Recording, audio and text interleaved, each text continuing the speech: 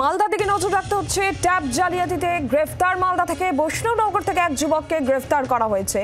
আর cyber শাখার police মালদার গ্রেফতার করেছে এই যুবককে। ধৃতের অ্যাকাউন্টে ঢুকেছিল জালিয়াতির টাকা, যেটা জানা যাচ্ছে। এবার মালদা থেকে গ্রেফতার ট্যাব জালিয়াতি কাণ্ডে এক যুবককে গ্রেফতার করা হয়েছে বৈষ্ণবনগর থেকে, এবং যেটা জানা যাচ্ছে যে ধৃতের অ্যাকাউন্টে ঢুকেছিল জালিয়াতির টাকা। রণজয় সিংহ বিস্তারিতভাবে জানাবেন। রণজয়, কি জানা যাচ্ছে?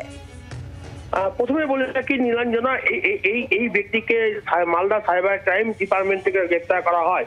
মূলত যে ব্যাংক অ্যাকাউন্টগুলো বাজেয়াপ্ত করা হয়েছিল সেই ব্যাংক অ্যাকাউন্টের তথ্য ধরে সাইবার ক্রাইম থানা মালদা জেলার তারা তদন্ত করে এবং দেখা যায় যে এই গোলাপগঞ্জের বাসিন্দা এই কালিয়াচক থানার সেই ব্যক্তির অ্যাকাউন্টে কিন্তু টাকাগুলো গেছে। এবং গাজলে যে স্কুলের পড়ুয়ারের টাকা, ট্যাবের টাকা এই ব্যক্তির অ্যাকাউন্টে যায় এবং তারপরে কিন্তু সাইবার ক্রাইম দপ্তর থেকে তার বাড়িতে যায় এবং তাকে গ্রেফতার করে। এবং আজ তাকে মালদা আদালত করা হয়েছে। তাকে রিমান্ডে নেওয়া হচ্ছে আরো কিছু তথ্য জোগাড় করার জন্য। ধন্যবাদ রণজয়।